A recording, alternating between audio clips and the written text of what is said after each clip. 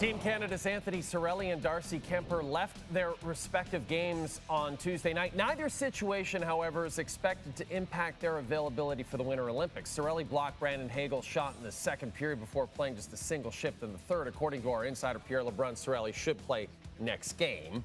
As for Kemper, he's day-to-day following a collision in the crease with Johnny Brodzinski. He'll undergo more testing just to be sure. Right on, right on.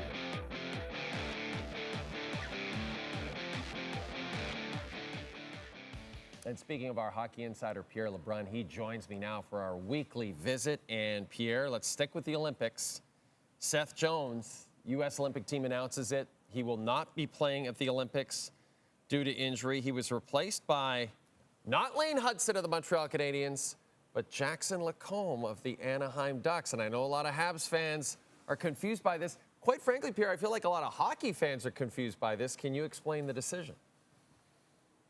Yeah, I mean, listen, Jay, I think it's a good question. I mean, I don't think that it's unfair to say what's going on here. But the reality is this, is that Team USA came close to making Jackson LaCombe part of their original roster. He was that much in the conversation. And I think there was a sense that if there's an injury, that he was next man up. And part of that is, look at who he's replacing. Seth Jones is such a good player at both ends of the ice, and they're looking for sort of that kind of skill set from Jackson LaCombe, more of an all-around player. There's no question that Lane Hutson, his all-world talent, certainly is Olympic worthy. But I think that when you're Team USA GM Bill Guerin, you're looking at Quinn Hughes, you're looking at Zach Werenski, and you're feeling that you have enough of that kind of high-end offensive talent, certainly for your power play and for, moments in a game that you're trailing.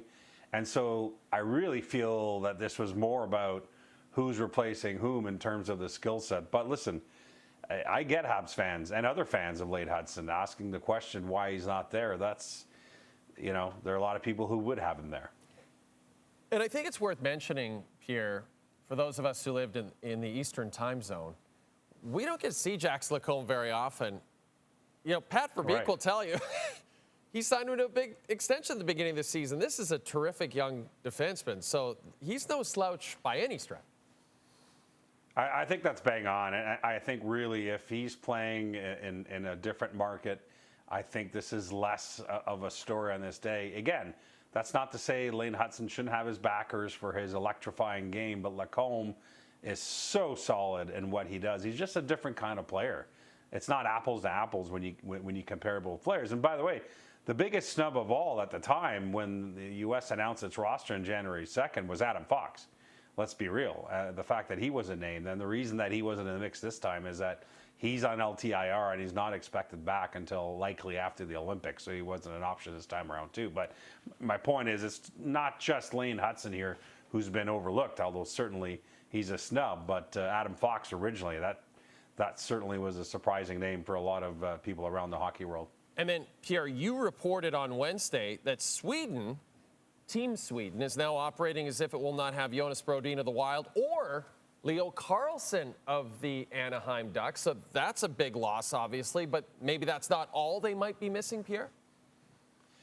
Man, no one is holding its breath more than Sweden right now ahead of the Milan Olympics, Jay. You're right. I texted with head coach Sam Hallam of Sweden earlier on Wednesday, and he said that he is proceeding as though he won't have Brodin nor Leo Carlsson. Michael Russo, my colleague at The Athletic, who covers the Minnesota Wild, of course, reported that Brodin is out 6 to 8 weeks. So, by the way, I know that Leo Carlsson will be the flashier name here especially for younger fans, because he's just a wonderful young player to watch. Jonas Brodin is a gigantic loss for Sweden.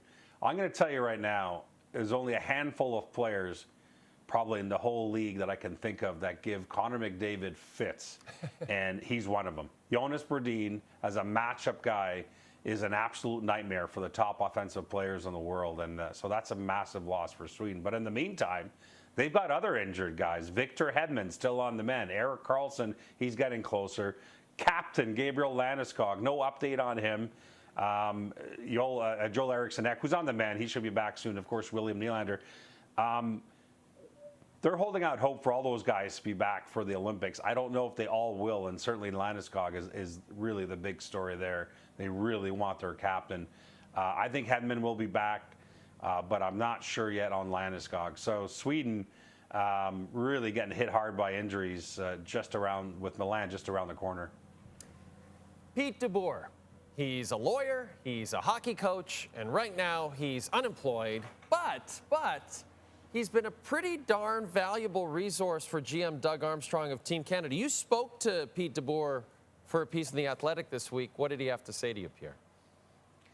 I'll tell you what, he's got to be the busiest unemployed guy in hockey history. I mean, Pete DeBoer, from the moment he told me that he got fired by Dallas in early June, he said his first phone call was to his wife. His second phone call that rang, it was Doug Armstrong, GM of Team Canada. Doug Armstrong said, I don't know what's up for you, Pete, but I know you're going to be assistant coach again for us at the Olympics. Are you interested in doing more in the interim? And the answer was yes from Pete DeBoer. And DeBoer said it's been an absolute blessing. He's been put to work by Hockey Canada and by Team Canada. He's gone to Italy. He's inspected the facilities. That's a story in itself, of course. But he's been in every single meeting that led up to the roster announcement. His voice has been important in helping Doug Armstrong and John Cooper in terms of player selection, in terms of roles. DeBoer, by the way, will be coaching the D again and the PK for Canada at the Olympics. But he's been a busy guy, and I think it's been perfect timing for him, Jay. You know, he's not been unemployed to this degree in the NHL for 17 plus years, and overall, going back to junior, 30 plus years. This guy gets hired all the time. So it's a bit unusual for him to have gone this long. But one of the reasons is there's only been one coaching change this season, which he's happy about. If you remember in the past when coaches get fired after during the playoffs or after the season, Pete DeBoer has been one of the most outspoken coaches who defended other coaches around the league about, you know, the fact that coaches always pay the price and that the carousel spins too fast. So he said to me, hey, I'm glad there hasn't been that many firings this year. I'm a big supporter of that.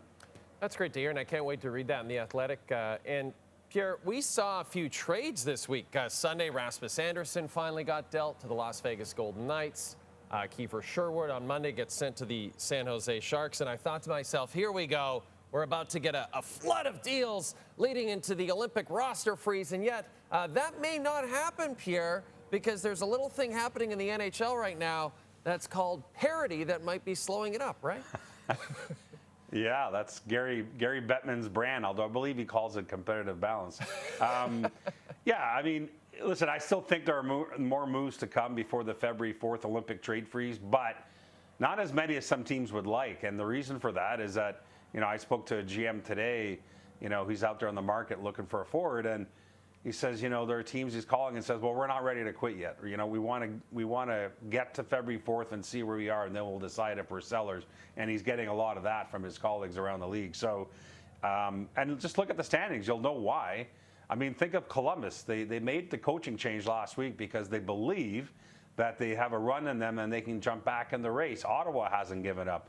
So if those teams haven't given up, who's selling? Not many teams. St. Louis is open to making moves. Calgary's already started selling, obviously. Vancouver's obviously open to sell. There aren't that many teams selling. So I think part of it is get through the Olympics, have some teams announce themselves as giving up on the playoff dream, and then I think those 12 days leading up to March 6th should be pretty busy. I know you will be busy. Oh, before I let you go, do you have an AFC, NFC conference champion that you want to tell us about? Who's going to make Super Bowl 60, Pierre LeBrun? Yeah, I'm going to go with the Houston Texans. Oh wait, no, hold on. Let me get that back. I was cheering for you. See, to me, New England hasn't been bad. It hasn't been in the penalty box long enough. Yeah. Okay, they're already good again. It's kind of annoying. Yes. But having said that, I think New England and Seattle in the Super Bowl. There you go. Looking forward to it. Thanks, Pierre. Appreciate it.